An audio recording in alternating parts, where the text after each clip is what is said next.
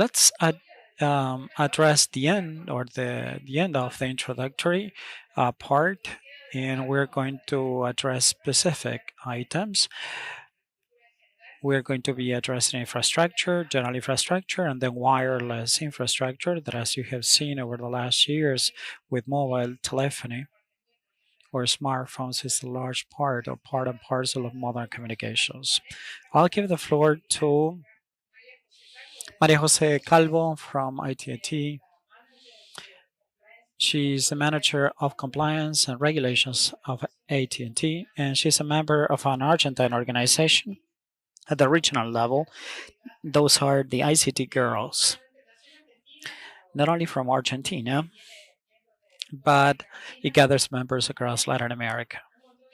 And then we have other friends of ours, Mendez. Mariana Mendez is a co-host of the Costa Rican School of Internet Governance in 2018. Alejandro Patiño from CEPAL, from ICLAC. We previously listened to Alejandro Rovira or Sebastián Rovira. Let's welcome Alejandro.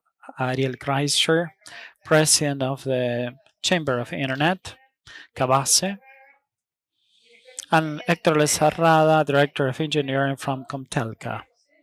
Let's welcome all. And Maria Jose, you have the floor. Over to you. Good afternoon. I would like to acknowledge Olga and Adrian for having invited me to participate in this event. I had a chance to participate in previous events, but I couldn't travel this time face to face, so that's why I'm online. My greetings to all of you that have reconnected face to face. So we'll be addressing infrastructure and the internet in the region. There's evidence of digital divide in terms of coverage, connectivity, since users need increasingly connectivity for their daily lives. Without further ado, let me introduce the panelists that, given the perspectives, they are going to tell us the state of affairs, challenges in infrastructure to see or to understand what the region looks like. We're going to start with Alejandro Patiño, who's a specialist in the ICT sector in ECLAC. Over to you, Alejandro.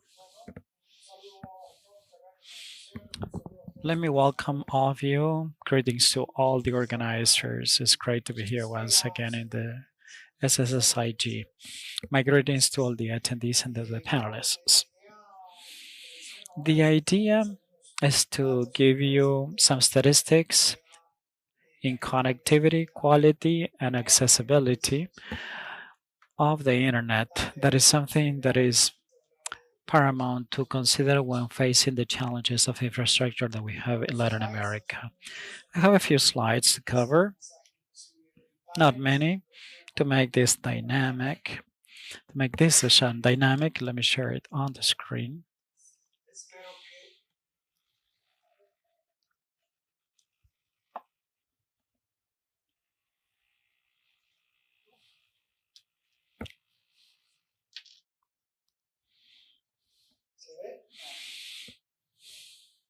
Can you see it from there?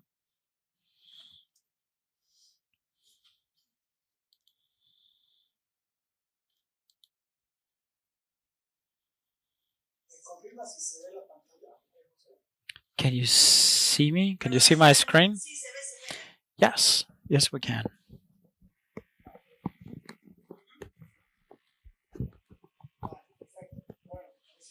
All right.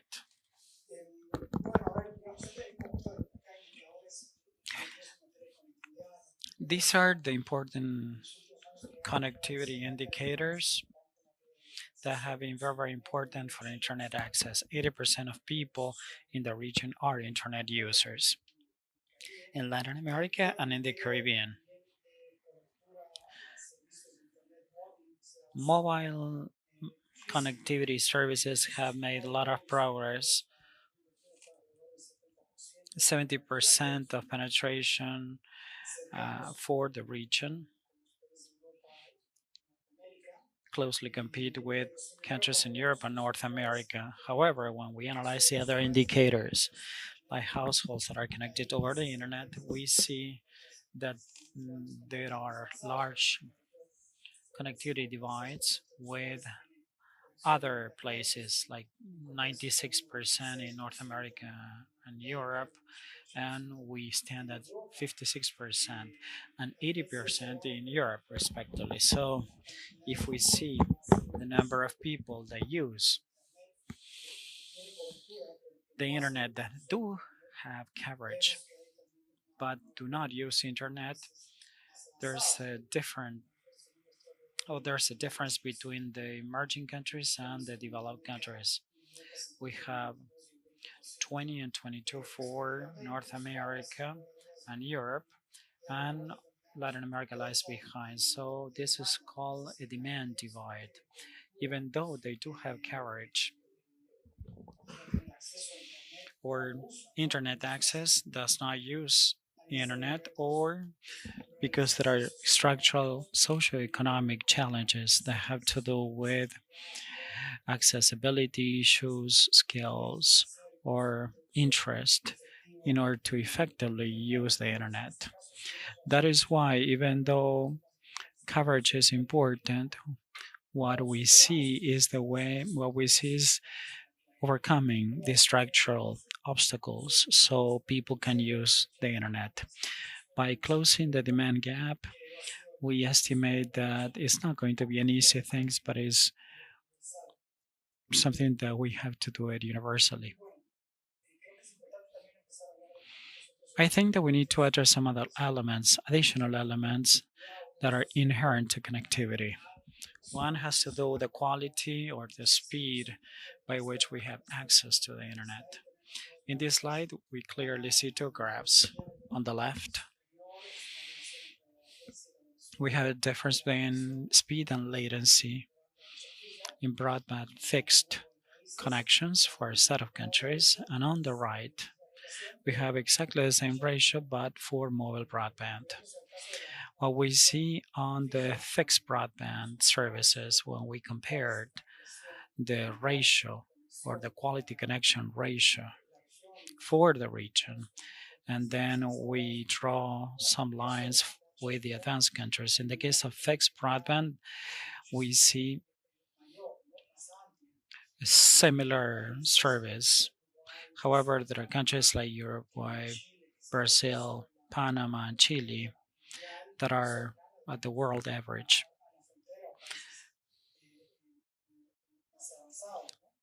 that are highly advanced countries. And then we have a set of countries that they have intermediate quality service of connectivity, like in the case of Paraguay, Colombia, among others. Then we have a set of countries where we have El Salvador, Guatemala, Bolivia, Honduras. For the case of mobile broadband services, we find that there is homogeneity, there's not so much difference or dispersion among these countries. However, we see that there is an evident or apparent divide or difference in the most advanced countries like Korea, the United States, Germany, and France. Most of the developed countries are well below the average in connection with the connectivity mobile broadband services.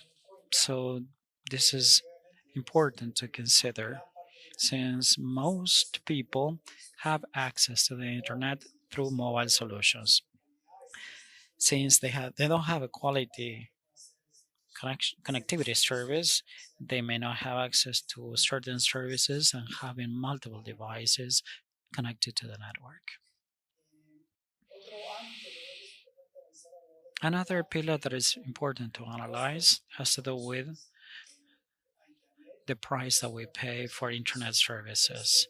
This is the ratio between prices and the speed of fixed broadband services.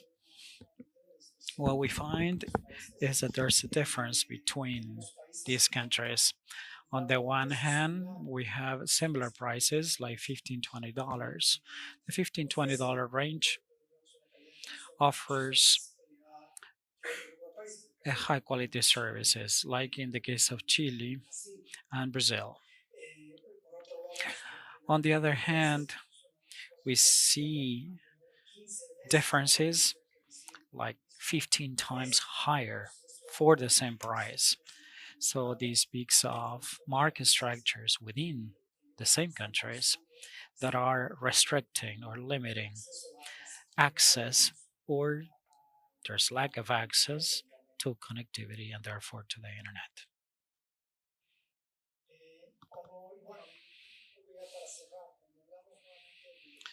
And to close, when we address the divide that we have in connectivity and quality and accessibility, this is strictly related to investments that are made by these countries in infrastructure and telecommunication works. When we see the statistics, we see a large gap between the resources that are being allocated per capita in the advanced, most developed countries. This is the average for Latin America, the OECD countries, and some of the countries in our region. Then we have some countries that are better performers, like Chile, and they don't get us, they don't, they are not making investments or per capita investments that we just described, because there are regulations or regulatory frameworks that are affecting the investments to be made in that telecommunication sector.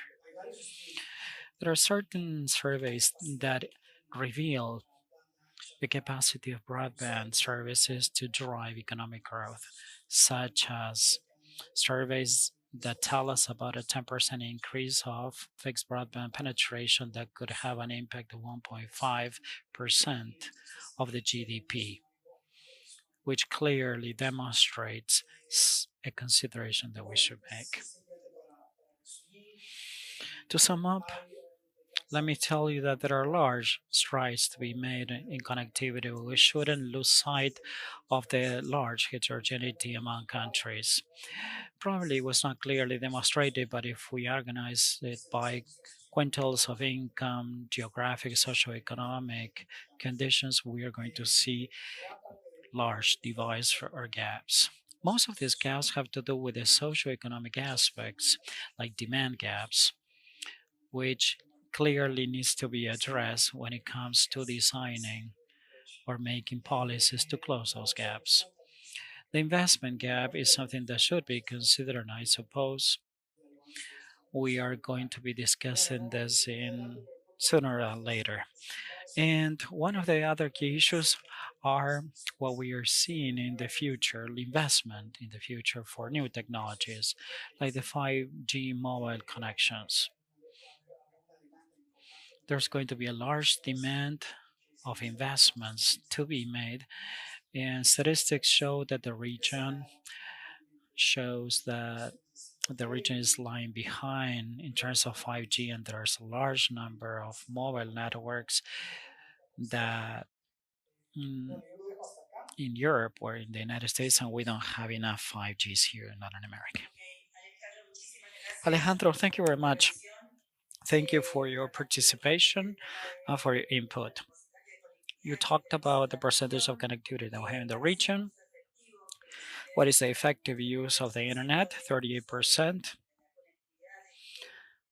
of users, or the quality that is required to provide high quality service to users. You talked about accessibility, investments that are going to be made in the future. And over to Marilena right now, who's going to be addressing some information in connection to the regulatory framework that is required in order to conduct and to make progress towards infrastructure. And probably Maria Elena can tell us about the future of investments that are coming for this sector from her standpoint. Marilena, or to you. Thank you very much, Maria Jose. I would like to acknowledge everybody that are in the panel, and the attendees that are in the SSIG in the Hotel of Buenos Aires. It's a great pleasure to be here. My acknowledgements and my greetings to Olga and Adrian, and I would like to thank you for your invitation. Let me share my screen now.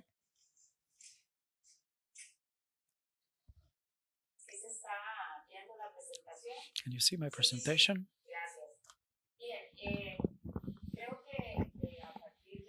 I believe that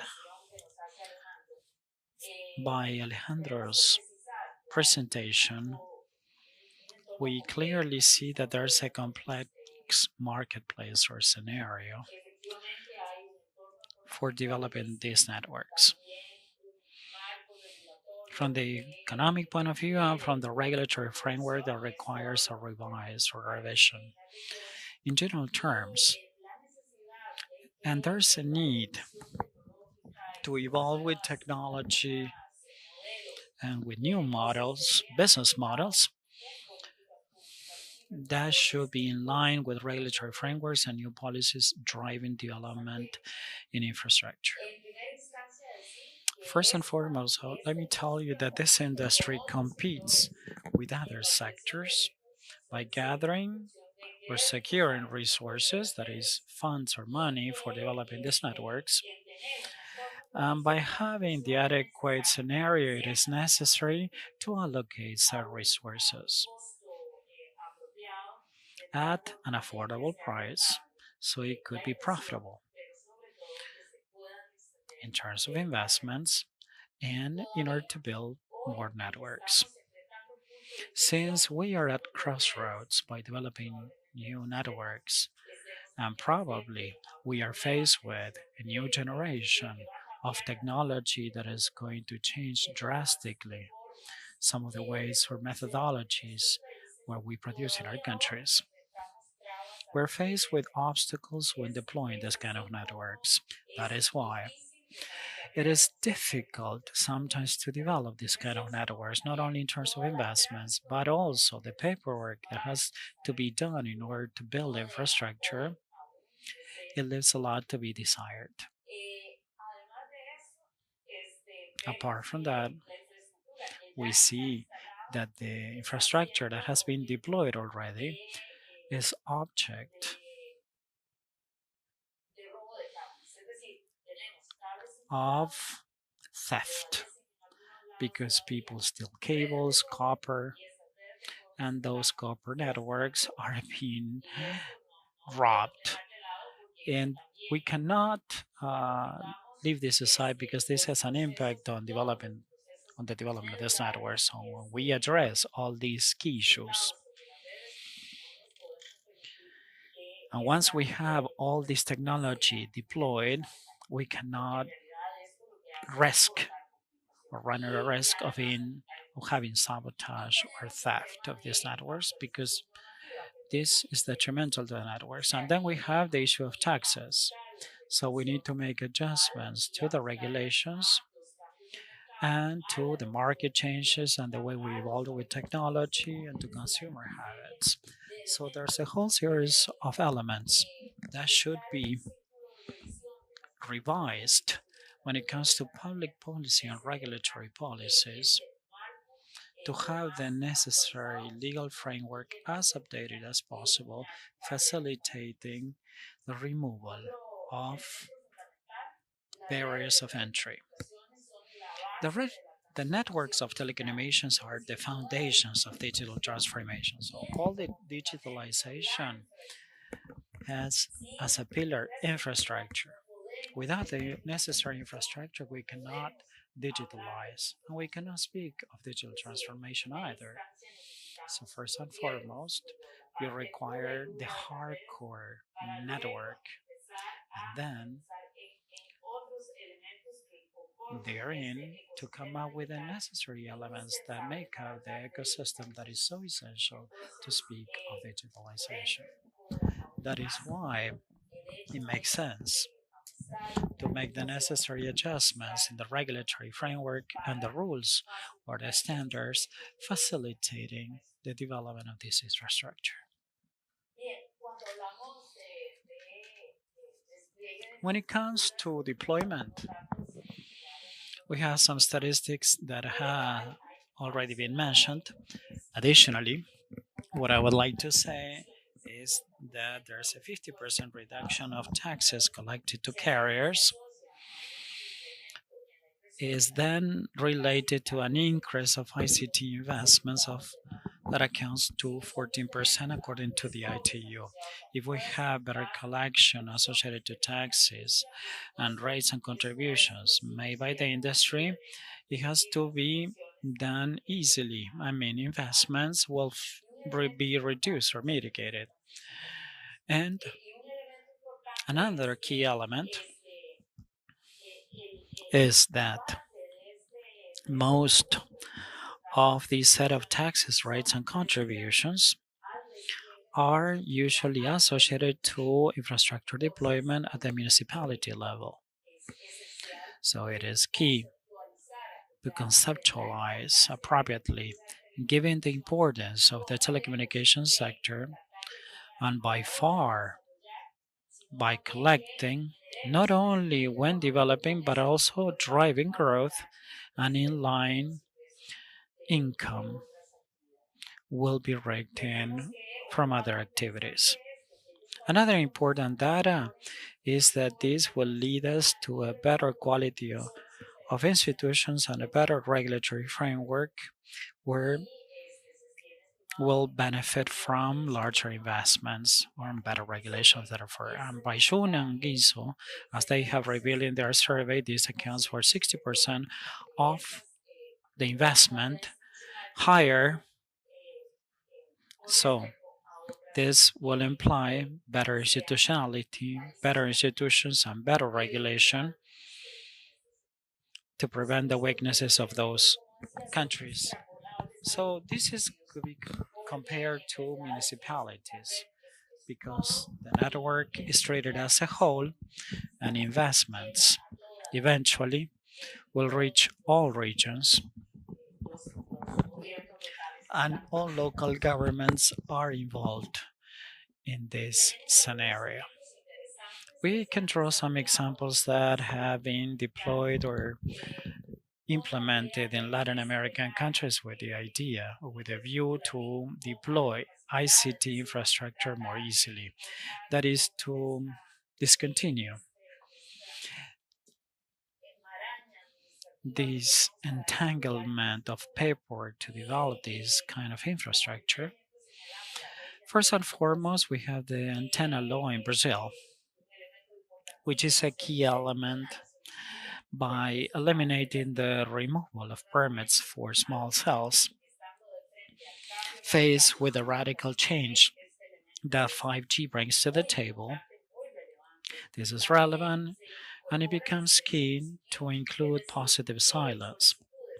Those are the requests that are not answered after 60 days, they are presumed as approved, given the importance that many countries take 1.5 years to authorize the installation or the deployment of a tower. And after a year, technology change, even telecommunications do change. So this is very, very valuable. Thus, it prevents provinces, city councils, districts from affecting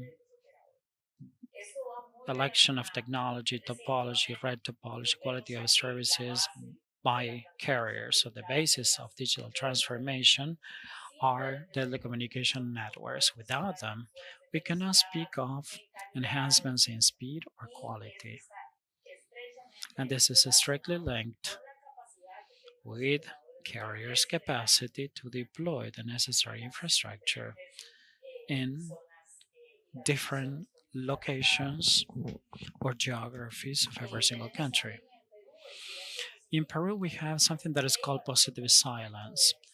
So there's a law that was passed for strengthening the telecommunication infrastructure expansion, so the paperwork becomes automatic.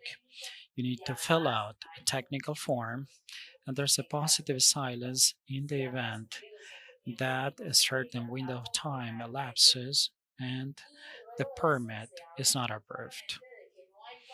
And we clearly speak that there are no taxes or payments by deploying the infrastructure or paperwork rights before the municipalities, which is a clear idea of what drives this virtuous circle for developing this facilitation infrastructure.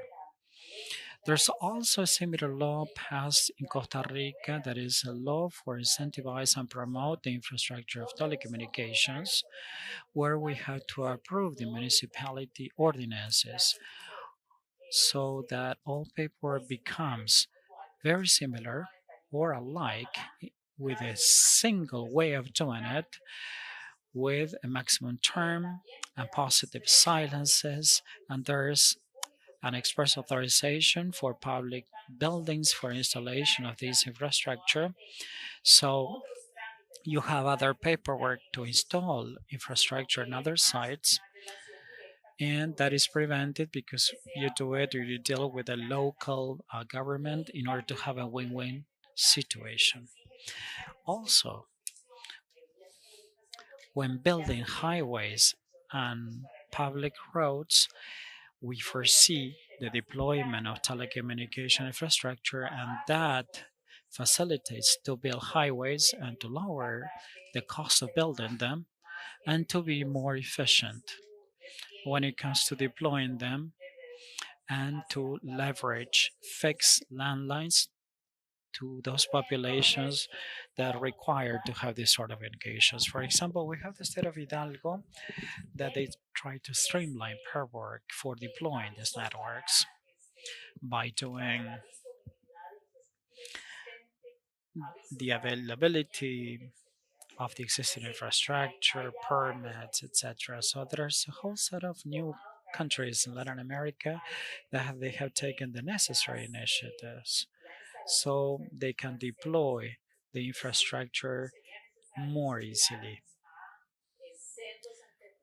If we reach a consensus successfully with the municipalities, it would be great. However, countries have taken the initiative to do it with hard laws. I shouldn't lose sight of the broadcasting spectrum availability because when we compare to other countries, even though that there are different economic conditions, there's a different spectrum as well. Latin America has been characterized of having low spectrum availability, just a few spectrum available, and when we have it available, the cost of it is very high. Here we can draw two examples that are very recent. We have a new experience in Panama, where the country conducted an experiment or a survey on the price of spectrum, and it got it to be lower than 60%. They do it perceiving the role of the spectrum price that is key in order to recover the economics and to recover the telecommunications infrastructure. The spectrum was available for many years. Since Panama is allocated directly to that spectrum, however, the price was so high that it was not feasible from the point of view of carriers having access to that spectrum. Another example that we should draw is the 5G bid or tender in Brazil, where it was conducted just a few months ago, where the primary focus was on coverage. There was a lot of spectrum at the disposal of carriers, where they focused primarily in striking a balance between the government goals of coverage and those needs coming or required by the broadcasting carriers, the cost of broadcasting, and essentially and eventually the well being of consumers. Where we can say that Brazil prepared the telecommunications law to make a quantum leap to 5G, opening the longest term for tenders, enabling a secondary spectrum marketplace where we had renewable instances for automatic renewals in the future, subject to the requirements of those carriers. So, a key element that we should underscore in the tender, the Brazilian tender, is that 84% of the economic price of those bids is allocated to investments, further investments in 2029. So it was not a tax collection goal, but an investment goal to strengthen the telecommunication networks in Brazil. So this is what I have prepared for today. We can further discuss any other topics if you wish. Microphone, please.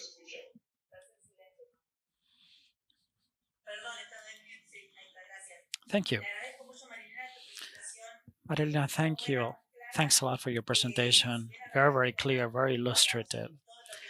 I'm sure that you have brought to the table many initiatives that you share with us, like the experience in Brazil, Peru, and Costa Rica, gives us a clear scenario of what is coming and what the initiatives are for governments to reduce the digital divide and to believe in promoting the infrastructure that is so necessary to provide high quality services. We're going to set aside a few minutes for questions and answers. And if not, I could read out some of the examples that I have prepared. Thank you very much. We're going to give the floor to Ariel from Cabase.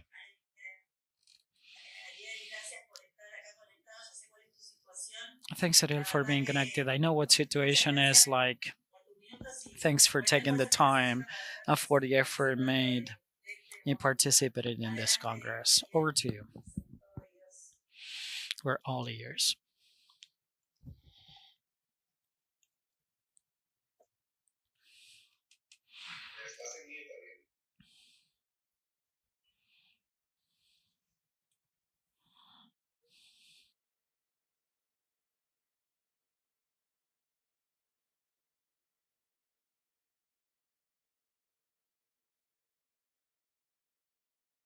No se escucha.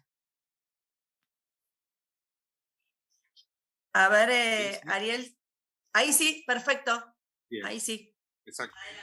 Can you hear me? Yes, much better. I would like to apologize, but I'm in the middle of a trip, so it's very, very difficult to address this over the phone. I would like to pick up some of the points that were addressed by Marilena and Gustavo. Let me primarily focus on Argentina and underscore that household penetration of fixed internet services in Argentina account for 79%. The issue lies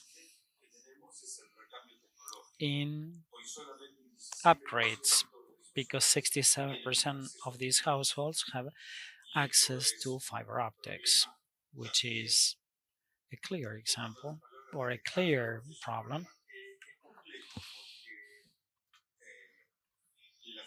The impediment is that fiber optics goes through many households of those compared to those that are actually users. So it has to do with accessibility. At this point in time, microeconomics aspects are not really helping. And despite the crisis of the pandemic, we have noticed that the growth in fiber optics has increased exponentially in households and communities, but it clearly accounts to 70% so far. The rest of the technology, like twisted pair of copper and coaxial cable, are the ones that carry communications through antennas. And this is very important because this has a clear impact on broadcasting. Nowadays, on average, Argentina accounts for 40 megabits per second, since many things are installed, and that is why it has to do with technology upgrades and microeconomic aspects. So, in the dialogues with the regulatory agency and with the government of Argentina, we are requesting at times a demand subsidy because there's a lack of that demand of fiber optics.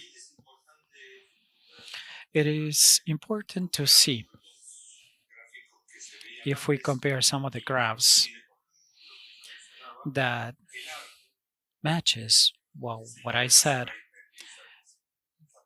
The ARC, the average user rate of an internet service, an average internet service of $50, considering the official dollar in Argentina, accounts for $15. Now, if we consider the other exchange rates that are available in Argentina, I know that it's crazy to have many exchange rates, but the situation of having dollars in Argentina is very complex.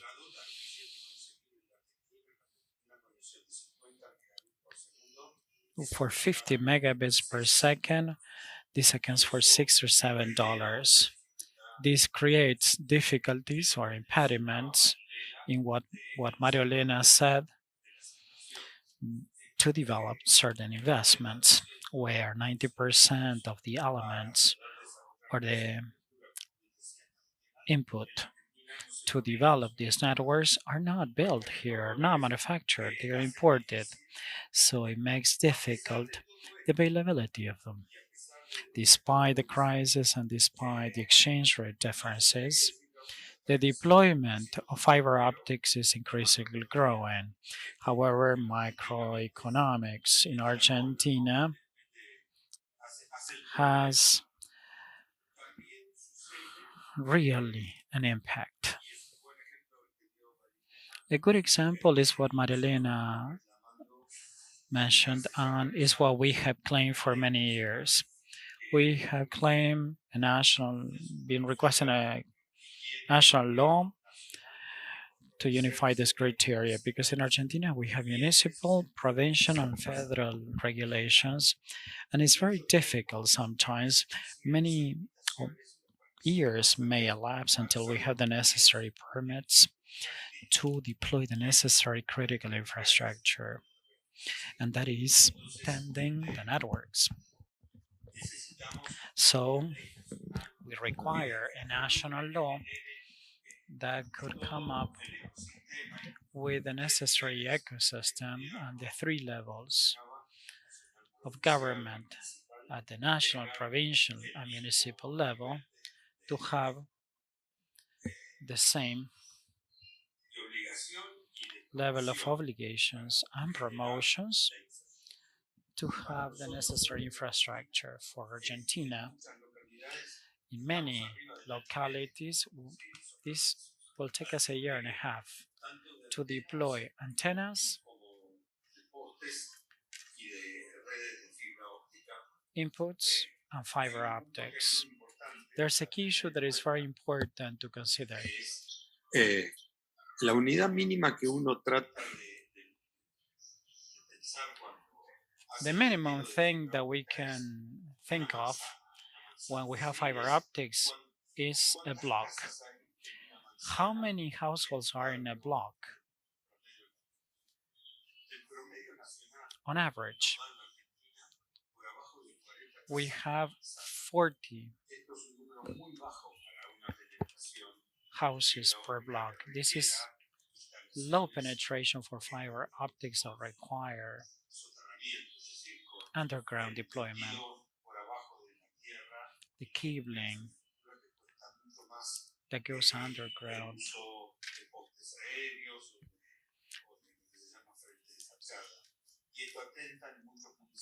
instead of having facades, and this goes against the municipalities. I was born in a town, and in the town where I was born, there are not 20 homes per block. This requires us to have higher costs when deploying this infrastructure. So if the cost is less than $7 on average for the 50 megabytes per second, and at an average deployment in Argentina, considering the cost of electronics plus fiber accounts for $250 or $300, and we are billing $7 for the access, is a really long-term investment, and this is the impact on by the macroeconomic aspect. Besides, I would like to say that during the pandemic, the Argentine administration passed a resolution. It was a decree order that created a dilemma in our sector, and there are many lawsuits that were filed and denominated cellular telephony, cable television, and the internet as a public service or public good. It froze prices, and that created a high inflation with frozen prices. So this led to a crisis that I would delve on it, but basically it helps understanding the situation. To give you a snapshot, coming back to the 79% of household penetrations, 40 megabits per second of average speed, accessibility issues, where you have more fiber in households than contracts are. I would like to conclude by clarifying something that is apparent in Argentina in contrast with other countries in the region, because here Argentina ranks 8th in surface or area. It's a large territory, very widespread in terms of geography, where we have more than 2,000 carriers providing ISP services. Speaking of ISPs, regardless of their size or nationality, we have 2,000 of them, which guarantees services or coverage since remote locations. I'm sure that they have a co-op or an SME that could provide the service to them, but it has a wide dispersion, a widespread dispersion in technology and cost asymmetries. So this is an important factor that impacts Argentina.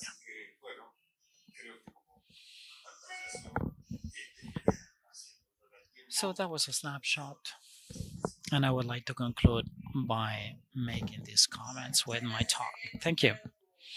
Ariel, very clear update describing Argentina in connection with the internet services, cost, infrastructure, carriers, accessibility. Everything that has to do with macroeconomics and how it impacts on deployments, investments to be made, the need of legal certainty for those carriers that invest in infrastructure to pursue their investments in the future, and reducing the digital divide in Argentina. And that need that is highly required to provide coverage across the country. Let's go for Hector Izalreaga from Comtelca, that is going to describe what is the situation is like in countries that make up his region. Hector, over to you. My greetings to you, to the attendees, whether they are virtually or face to face. Can you see my PowerPoint?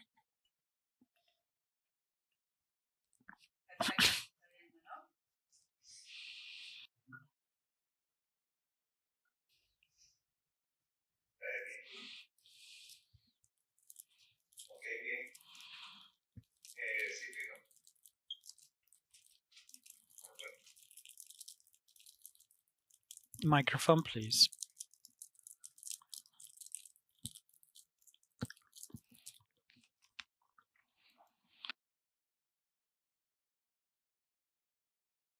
Tiene conectividad de banda.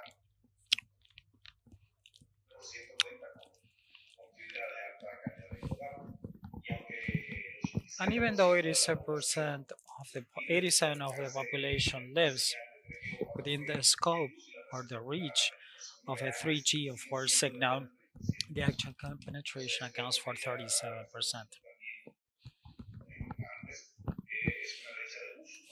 So it's a use divide. So between 5 and 50% of people have the necessary IT skills, and only 4 out of every 10 Latin American persons that live in the rural sector have connectivity compared to the urban centers. Now, the data plans or schemes and the internet devices cannot be afforded by low income people, like the cost of a smartphone, basic phone, one of the cheapest ones, costs 4% or 12% of the average family wages. And this is between 31% or 34% of the family income on average in Central America. Another thing is that 3G technology still prevails in some of the countries, which restricts the possibility of having multimedia rich content, such as e learning, health. And in IPv6 adoption, we can see that Central America has 30% adoption, or 25% for Central America, 30% for Mexico, and the Caribbean 70%, which are low numbers. In this slide, I would like to refer to the Comtelca countries that are made up of 8. See, from 2016 to 2020, the percentage of internet users is on the rise. This graph depicts in detail the development of people that use or internet users. You have the statistics of 2020, like Costa Rica, that is leading the market with 80%, Dominican Republic with 70%, Mexico 71%, Panama 64%, Guatemala 50%, Honduras 42%, El Salvador 54%, and Nicaragua 45%. On average, it's 60% of the number of people that use the internet. I would like to underscore the Broadband Development Index.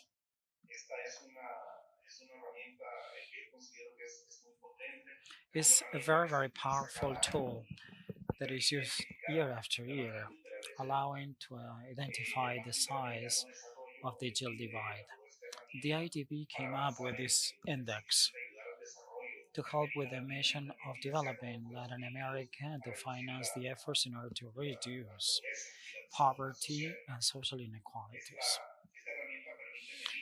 This index allows to monitor the digital divide in comparison to the OECD countries in a range that goes from 1 to 8.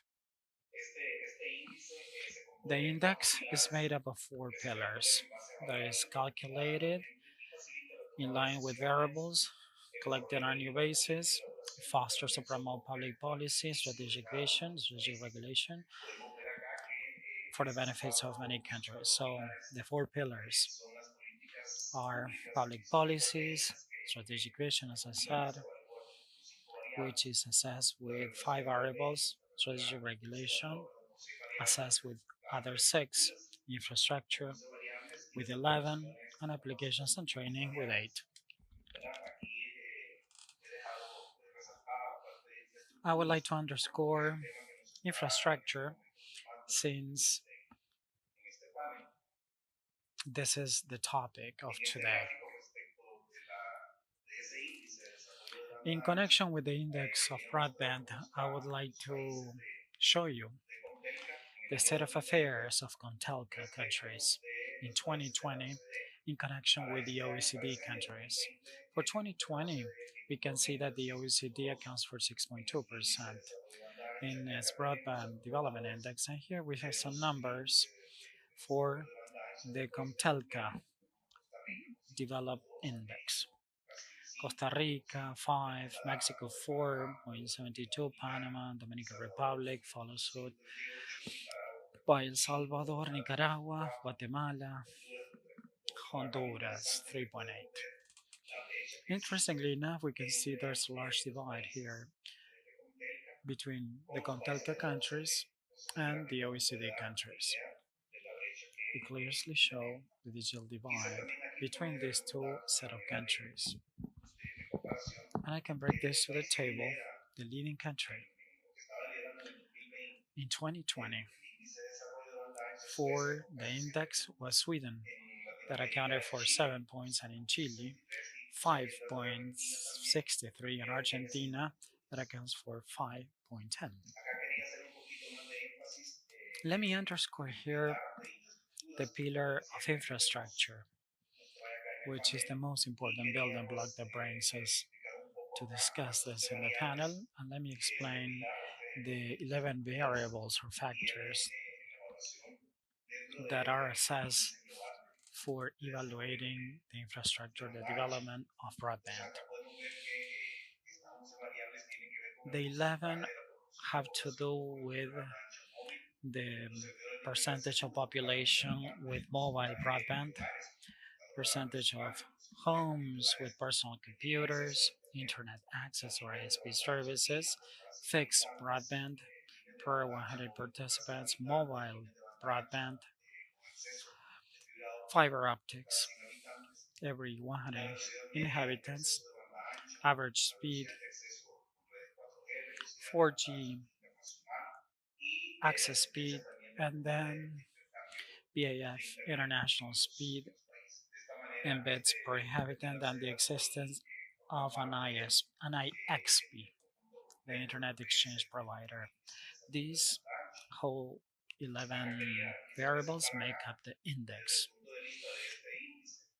In connection with the index and infrastructure, here we see how we rank in connection with the OECD countries.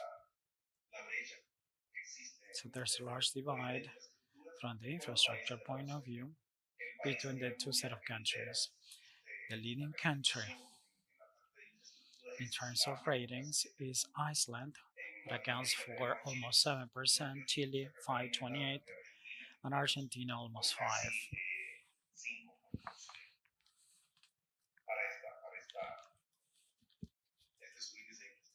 So this is called the infrastructure index. For you to have an idea, when analyzing this sub-index, here you have the ratings and the averages and the percentages for the Latin American countries: Costa Rica, Guatemala, El Salvador, Mexico, Honduras, Nicaragua, Panama, Dominican Republic, and Argentina.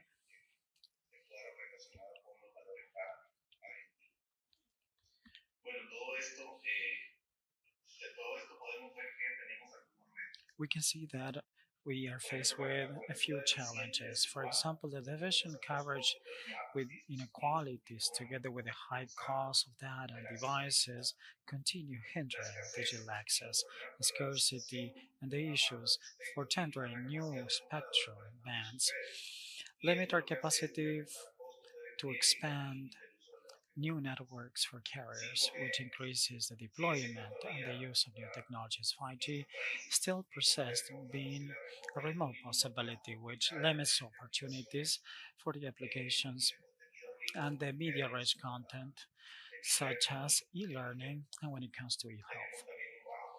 There's a low percentage of IPv6 adoption, and digital literacy is a clear obstacle or impediment for adopting broadband connectivity.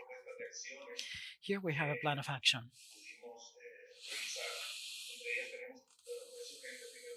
It is imperative to face the digital divide and to address it through policymaking to reduce costs, to extend access, and to incentivize citizenship participation in the private sector.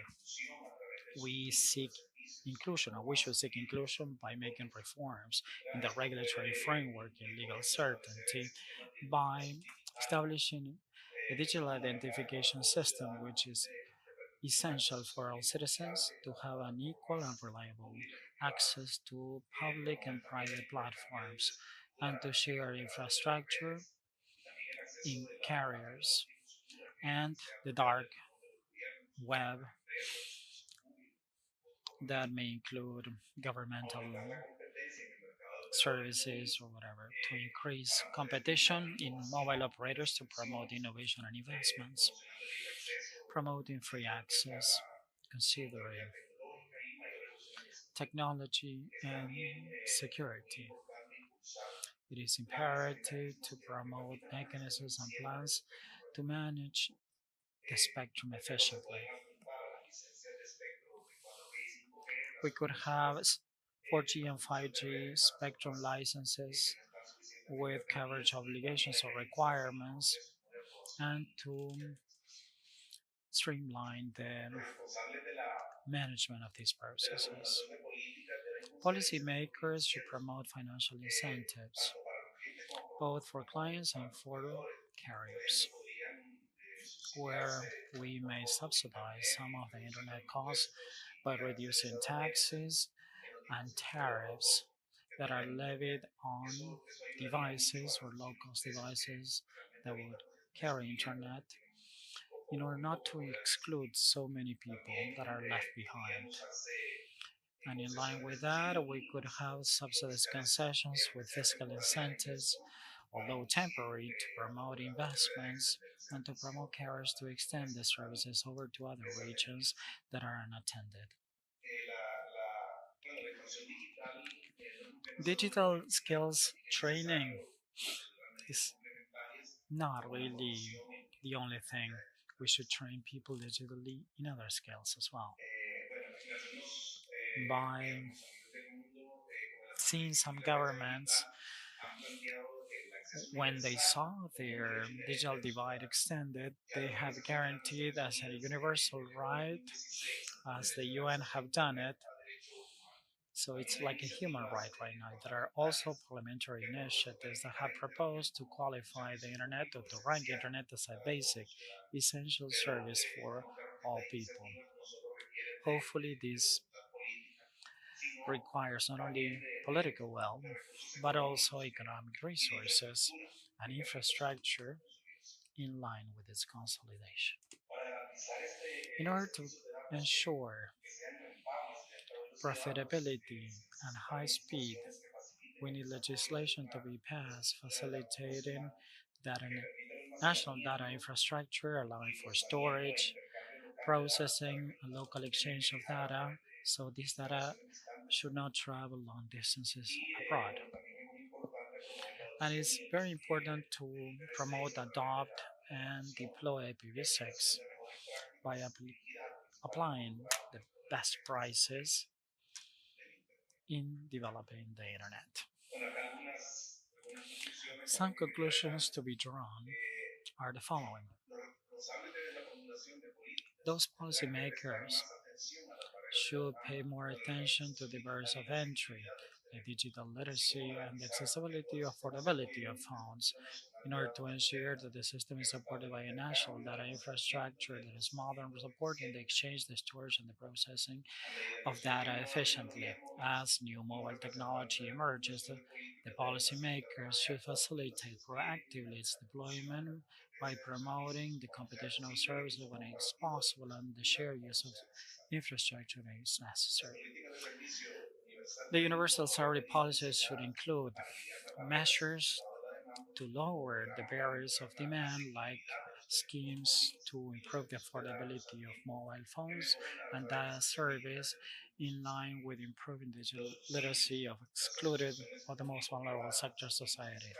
The association's public-private alliance, fiscal incentives, and funds of universal access are the necessary tools to redefine coverage expansion, to create specific content and to promote demand of connectivity, incentivize the expansion and the use of new technologies of information and communication. And here you have some links with the literature that I presented.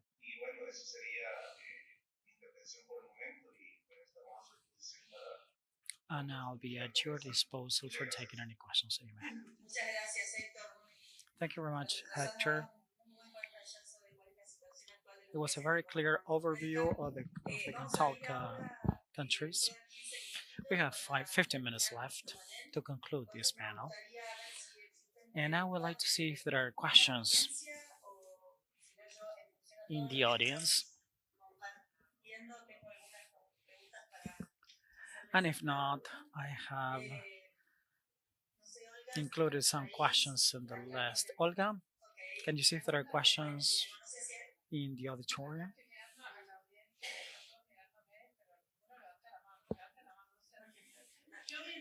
No hands raised so far. And while they decide or venture a question, let me tell you that I've been involved in the telecommunication in deployments.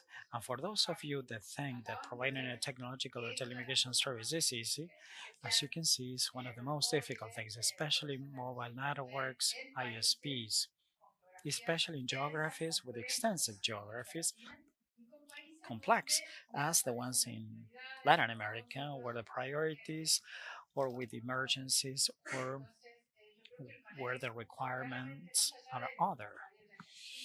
So apart from what has been described for Argentina, Marianela, Hector in Central America, and the ICLAC statistics, we find that it's very difficult to provide these services.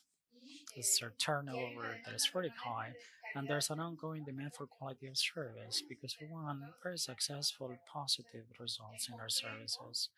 So this is very, very difficult, and it's very difficult to satisfy.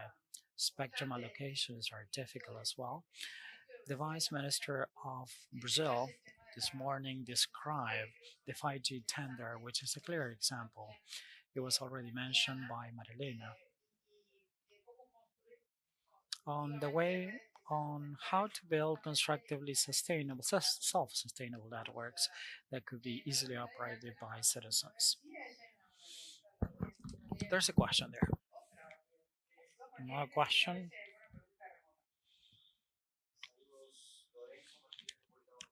Lorenzo from the Dominican Republic. I would like to commend you by summarizing a lot of information, just a brief window of time.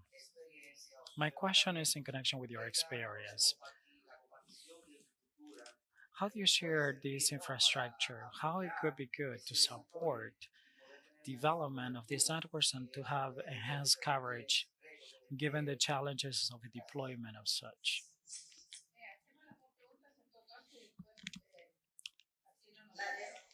The other question?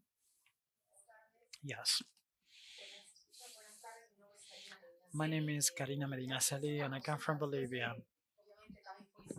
After commending you for this information that you have given, let me tell you that the overview that you have given us, how do you see the implementation of 5G? Is it public policy? But the reality is another. Are we ready? Are there any gaps? Like, for example, the impediments that you see in other countries in Latin America instead, or with exceptions of Brazil or Chile. And what is your opinion on in line with your views as you are experts? And there's another question here. I think it's in the Q&A. Yeah, the other question is for Ariel Greiser. Has any legislation been passed in connection with what has to do with physical deployments, and how would this impact the extension of REFEFO, the federal network of Argentina?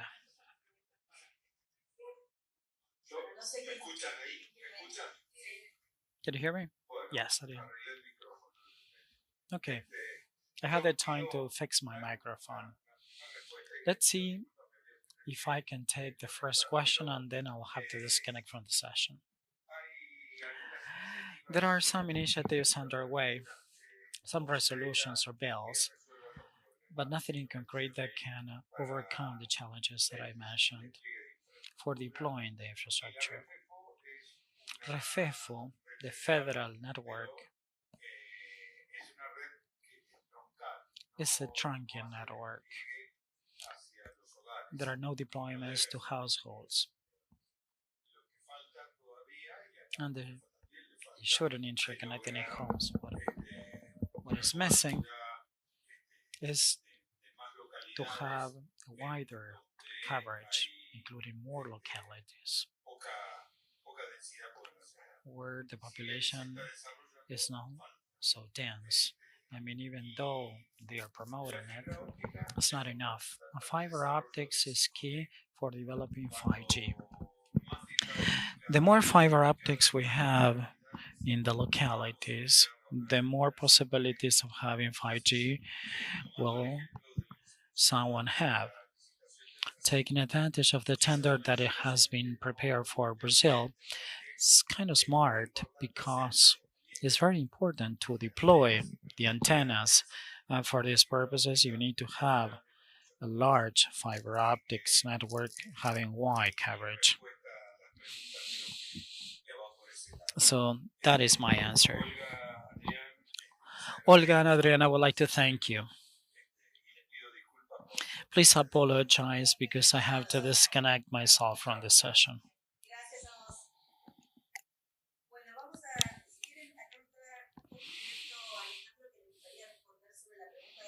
Alejandro said that I would like to take Karina's question. That is the 5G deployment. Alejandro, floor is all yours.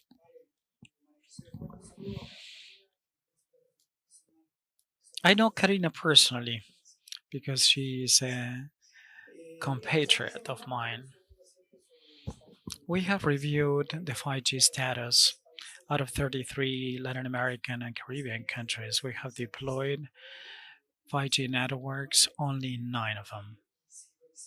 And if we go over the percentage of 5G networks over the mobile networks across Latin America, this accounts for 17% only. In contrast with 63% in the United States and Canada and 58% in Europe. So there's a large digital divide in connection with network or 5G network deployments, which is not a minor thing because 5G is not only a quantum leap in terms of generations, but it's a whole set of qualities and set of improvements, not only for speed, that is 100 times faster than the 4G antennas, but in terms of latency. Added to other features and characteristics which are very important for automation, virtualization, optimization, etc. So it's a quantum leap in terms of generations that is very important, that brings a lot of challenges. Part of them, as it was addressed here, as Maria Elena gave us in some of the concrete examples in terms of permits, regulations, for deploying this type of 5G networks and infrastructure that is so important for 5G. Because 5G requires a higher intensity of cells, and in line with the projections that we have, In the case of sites or radio bases, we have 3 or 4 times redundancies, 3, 4 cells more for 2030. And that includes a very important deployment in networks. And if we don't have the necessary conditions, undoubtedly this will become an impediment for developing new infrastructure. So I believe this topic is key. Marilena has given us concrete examples to make progress towards these infrastructure developments and to modernize the regulatory framework that is in line with this and the fiscal terms. That is another aspect that we should consider for 5G deployment. And it's something that is missing so far. Maria Elena or Hector, would you like to add something? Other contributions? Any other thoughts? Marilena, microphone. Hector has raised his hand before me. Briefly, I would like to describe what Lorenzo was asking in connection with infrastructure deployment. I would like to say that delving into what Alejandro has said, one of the most complicated things for 5G adoption is the large investments that needs to be made on the part of carriers for developing this infrastructure. From that point of view, let me remind you that there should be resources. We have scarce resources in order to develop the infrastructure, which is whether it's passive or active. We need investments and we need to promote competition with the necessary stakeholders so it could be fair for consumers. Another key aspect for developing 5G would be the shared use of infrastructure that is so necessary to deploy this infrastructure. Thank you, Hector. Any other thoughts? Yes. Along these lines, I believe that we have seen other examples in countries where there's a need to share investment, and that created the scenario of having support companies. We have third parties that develop support infrastructure and they become real estate companies. So they lease towers in line with the capacity of that infrastructure. As a matter of fact, we have other providers that they have allocated their fiber in such a way that by wholesaling that business, they provide services to other carriers. So this is a clear example and a signal that the marketplace is driving these new schemes or new business. And by sharing the infrastructure, it becomes a wholesale business, and there should be consensus among the stakeholders.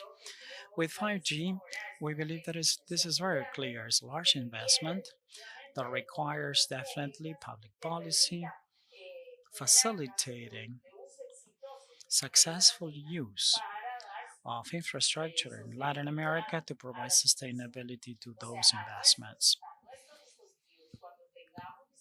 When we do have the devices capable of using 5G, which is a very small percentage of it in Latin America so far, apart from that, we require that the industrial applications adapt themselves to the strengths in Latin America. So we find places with capabilities in the agribusiness sector, in agriculture, where they grow soybean or other cereals or grains, where they could use 5G, and public policy should be inclusive of that. Since if there's demand of 5G, we are going to be able to provide this successfully.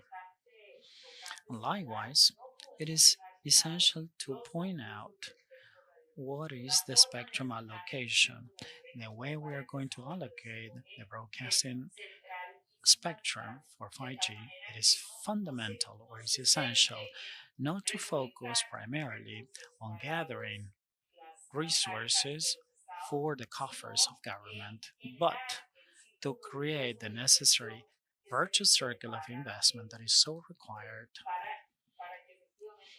to effectively make this dream come true and extend this business. Understanding that in Brazil, the service requirements were in 5G, not in 4G.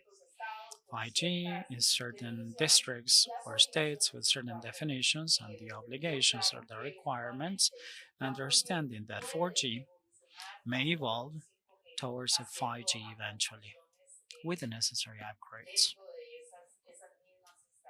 within the same premises.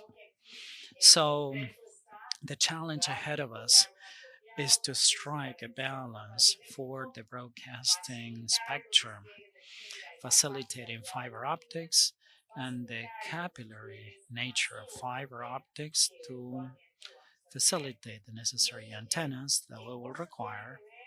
That has to do with the capability of governments to make public policies that will eventually be policies of state, not of a certain administration, but in the long term, to provide these networks with reliability and that could create value added for industries and for the citizens of our region. Mariliana, thank you very much.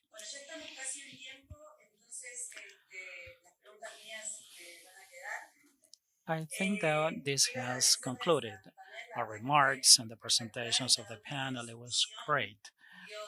Every vision is a clear sentiment of where we stand, the challenges ahead of us, what is pending, what's new, and what can be attained in order to have a better quality service of internet in the region. To sum up, I would like to show you some of the highlights of the panel for you to take them home as takeaways. Like the regulatory frameworks, public policy, state public policy, promoting the emergence of new business models, providing a better investment scenario. It is indispensable to incentivize dialogue among the different stakeholders in the industry, to review tax collection that affect investments, and sometimes prevent them from having long-term sustainable investments. Barriers of entry at the municipality level that could streamlines the deployment of telecommunication networks. Some paperwork or red tape sometimes prevent us from doing so many things and implementing infrastructure in the long term. Another key highlight is the use of universal funds to be used in initiatives to promote service in the most vulnerable sectors of society where they lack connectivity and coverage. Another key aspect that I would like to bring to the table is digital literacy for users. That sometimes they miss the capability, so they cannot afford the internet or they cannot have access to technology. These were the main highlights. Probably we missed quite a few, but at least it's a good summary for you to take. I would like to acknowledge Olga and Adrian, and I wish you the best for the whole week. It's the 14th edition of the South School of Internet Governance. Thank you very much. It's been flawless, perfect. Thank you very much to all of you. Greetings and a large round of applause for the panelists. My greetings to all of you. Wish you the best. Thank you. Chao.